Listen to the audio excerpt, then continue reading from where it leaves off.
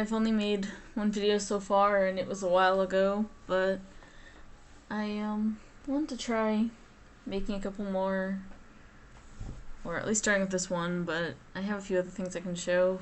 And the idea right now is to show some art that I got of Kioku. I guess like most of the art that I have or can find at the moment, either that I made or that I got from other artists, quite a bit of it. And also show some relevant photos. And starting out, I'm going to show a little bit of the process to getting to my formal riff sheet for her. So, before I even had a fursona, I knew, a specific picture of what my, or drawing, a representation of what my fursona would be. I still knew for a while that, like, a kitsune was the animal that, I was, because of just things that happened with friends and daydreams and, like, just various things for a long time, that were kind of personal. And as for the name Kioku, that was a nickname in high school and middle school, with kind of the same group of friends I mentioned, and I've used that for a lot of different things. That is my own nickname, and I use it in a bunch of places. It's also, I had a pony sona at one point, which was, just the pony version of me. It's not that I felt as connected to being a pony, but I enjoyed My Little Pony a lot and was connected to the brony fandom, so it's more if I was in this world what I would be, and she was a unicorn, and I also used the name Kioku for that, with a mental story of why she'd have that name, even though doesn't sound like a typical pony name at first, but of course it means memory, which isn't that unusual as one. And then I've also used it for my fursona, and that character also, like, in my daydreams and whatnot, and stories I imagined and such. So yeah, I've used it to mean several different people and characters, but of course Kyoku is basically me, so it still makes sense. And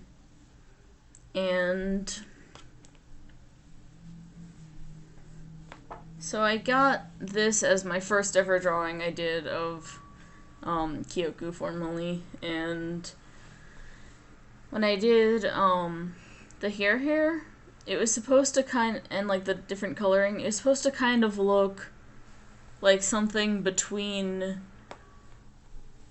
what you'd see more normally on an actual fox and like the short hairstyle I had at the time. It was kind of like a cross between the two, or somewhere between the two, and that's how I kind of sort of came up. And that's actually supposed to kind of be like upward fluff, at least in the front, and then it kind of continues, and then on the back it goes down into more closer to like the hairstyle I have, which you'll see in a moment. And then the reason for like this specific robe she's wearing, which you'll see more of in a bit, was back when I was in, I think, middle school. My mom likes to sew a lot, and she made kind of a somewhat similar robe for me, though a little bit more of a complex pattern. It's mostly just for fun. It's not, like, the actual one definitely isn't an official kimono or yukata or anything like that. It really is just a robe. But I thought I wanted to make an outfit for Kyoku that was largely based off of that, because I've used that robe for a bunch of different things, and I also lightly tried kind of doing like a kitsune outfit to an extent with it.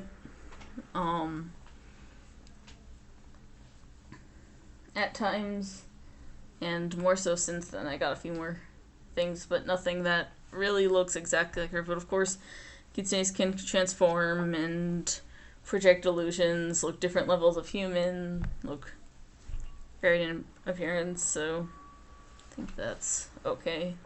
But this is, my fursona level look of Kioku. I have pictured her as more completely fox-like a few times as well, but I don't have any drawings that I've ever done like that before. But yeah, one more thing to note. If you notice, she's wearing her kimono kind of the wrong way. Like, it's the way you have the collar is right over left, which is incorrect, and that's more related to the fact that she's kind of like a yokai or like a monster or spiritual creature. So in some sense, she isn't fully like a normal living human, and that's how you wear your kimono normally when you're dead. But it's more of a hint at the yokai nature. And you have the obi there, which is also based on the robe I had. And also I really love dragons and putting dragons into different things, so that's what's on there. It's white dragons. And she has 4 tails, which again just kind of comes from my daydreams and what feels right to me and such, which I won't get too into right now. So now I'm going to show you a little bit of some reference. So here's that, the robe and like the costume I mentioned from a few conventions, some earlier than others. Like this was much earlier, and you can see some of my fox plushies I have with me. This is one I brought around with me for a while that I'm pretty close to. He has 5 tails, and so he actually is a more advanced kitsune than I am. So if you know that with wisdom and feats of great magic and stuff like that, kitsunes gain tails going from 1 up to 9, being like the most powerful divine sort of fox. So yeah, he's actually above me. He just likes staying in that small form and not like wasting the energy, basically, is what I say. And then I have some other I have a lot of fox plushies, but yeah, when I wear this, I have some other foxes I like to bring with me. And that kind of fluffy hairstyle in this one is close to the hairstyle I was mentioning that inspired the back of Kioku, which I'll again show a bit more with later. These ones are later. That was just hanging out with some foxes at a hotel room during a break at a con. Some cuddly fox time. And these are 2 of my buddies ready for journeying there. Also, his name is just Fox, so the capital F. As you probably know, there's a bit of a tradition with foxes just named Fox. And it is an actual name, so it works. That one's named Aburage, which is the fried tofu that kitsune like a lot, which is actually one of my favorite foods. So, yep. Haven't managed to get it a lot here in America. I lived in Orlando for a little bit, and there was a really great ramen shop that had ramen with aburage available, and I loved that, but since then I haven't really had anything great. unfortunately. And I have been to Japan, so of course I've had stuff with it there.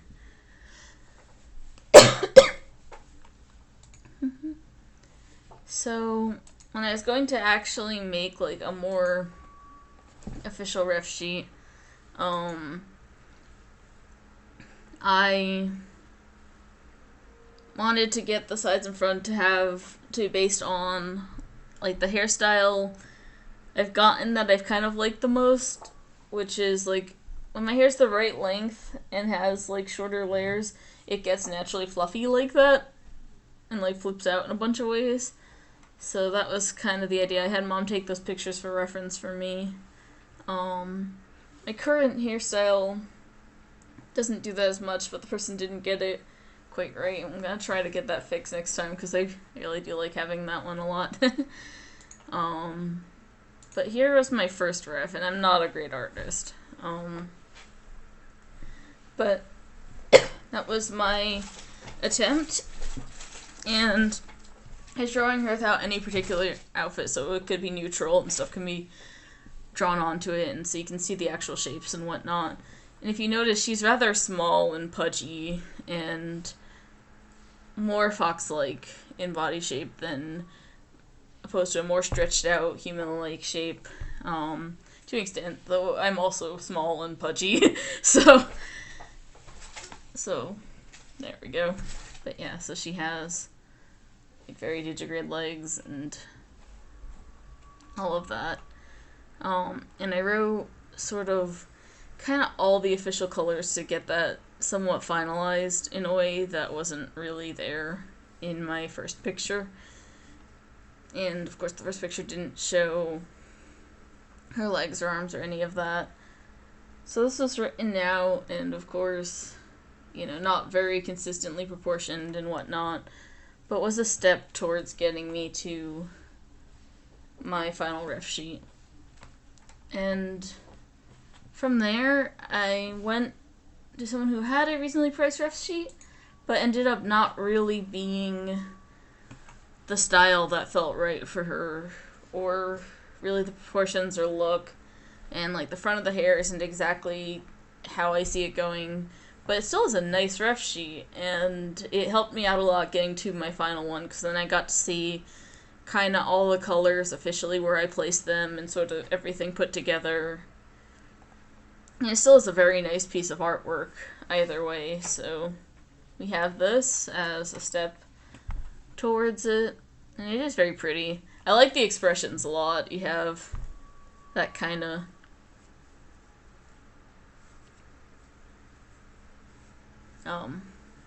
like smart kitsune look, but kind in her case there. And of course fluffy. This one is quite fluff. Happy fox. So then I also kept the original sketch that he gave, because I sort of like keeping those and like seeing them, because the early sketchy drawings look really cool on a lot of art, and for people who do their drawings this way. And also kind of makes you think of like early animation designs and whatnot. But one more thing that seeing this sketch here reminds me of, which I think he toned down a lot because I mentioned it since it's supposed to be a rough sheet on my formal one. If I bring it, the final one, if I bring it back up real quick, you can see this difference I'm about to point out. So notice her like chest shape is different. So I personally kind of prefer drawing a lot of female characters, or drawing, especially related to me, without kind of large prominent chests, and especially with characters that are animals that don't actually have that. So for me, I picture her as not really having like big breasts like that and officially, or at least most of the time. I mean, I guess she's a kitsune, so she could transform if she wanted, but largely it's not a thing. I guess if she goes different levels of human, she could go more towards that or looking more towards a human, but with foxes and with most animals, it's not a thing they actually have, and I kind of like the more cutesy fox look and the more solid look of, not really having those. So on my drawings and on my official ref sheets and whatnot, I don't actually have, like, human breasts on her at all, but, it's not something I'd tell. I like seeing different people's interpretations, and I like seeing artistic, like having artistic liberty and having, other people's visions. So if it's an artwork that's not for reference, I won't ever tell an artist to not do that. It's just not something I really do personally in my drawings of her, at least.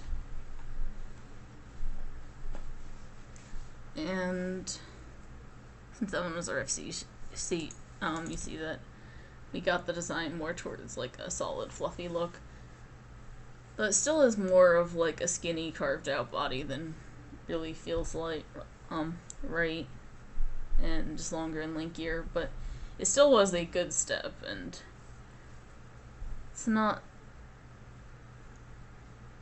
a form that I can't really see tied to her at all. It still feels relevant, or something that, like, maybe, I can see transformed at some points. It's very pretty. It still sort of looks like a representation of her. So here's my final ref sheet, which I absolutely love. I think it's basically just perfect. One small thing that sort of changed is the inside of her ears is like white instead of somewhat pinkish in my original drawing. And that's, I think, the only thing that really changed. I'm not sure I completely noticed it, but I'm fine at first. Even though I worked back and forth on them with all these other tiny small details, but that's one I just somehow didn't really super notice, but I like it now. And pinkish would normally be if, like, the fur was lighter and you could see underneath more, so I don't think there's a problem with that. I think it's okay to kind of draw it either way, but the light looks good, and this is her. This is my idea of her now. Like, this is perfectly my representation, with it being this round, pudgy cartoon fox that looks very fox-like. This was Miles. I forget the number. Let me find, or I can go link it in YouTube, but actually, let me go find that real quick.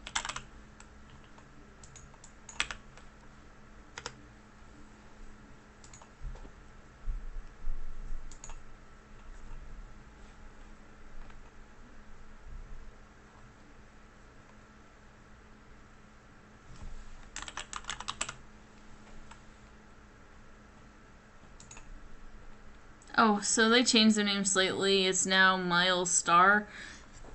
It was Milo 08, and they're on Fur Affinity and Fur Affinity forums. And yeah, I saw their style and kind of saved up for a ref sheet from them and thought it just was like the perfect style for her.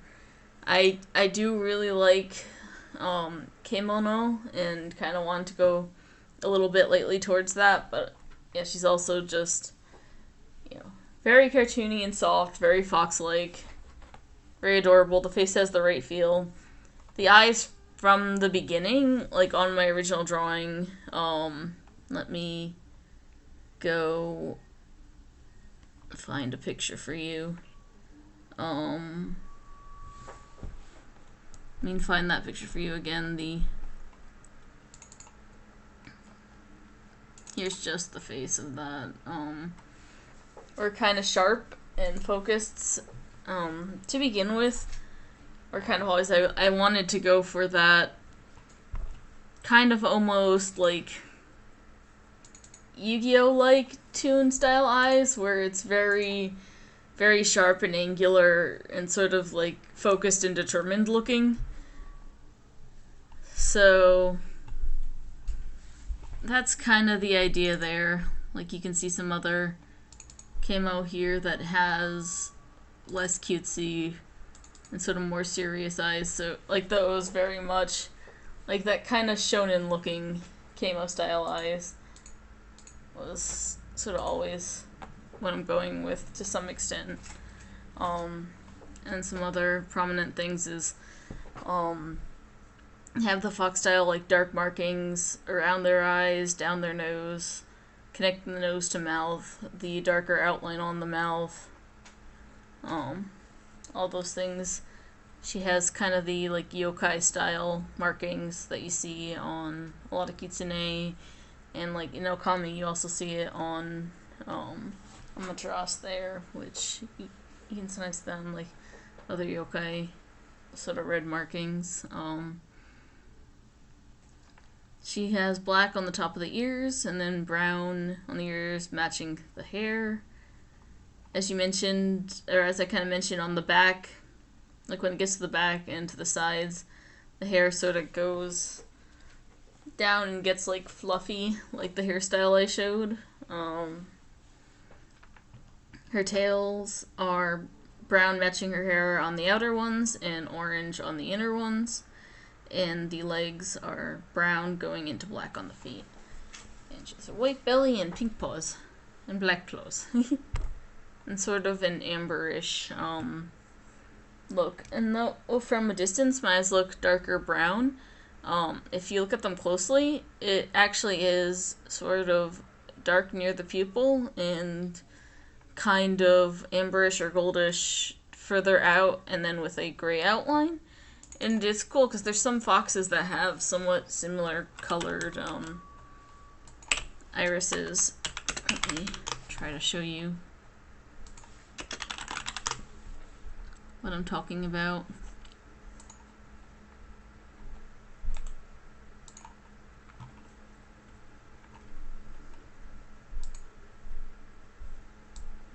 So here's one where it is kind of dark brown by the pupil,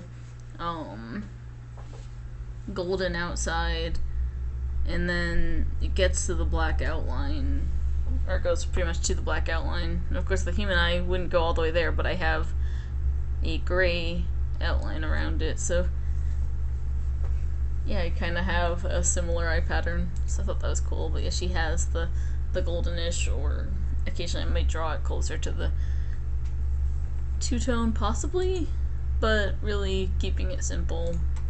Yeah, it's, even see she kind of did it here. She had the inner one be that dark brown, like the somewhat slit-shaped eyes. And if you know, she has vertical pupils, which foxes do. So that's getting us to my riff sheet.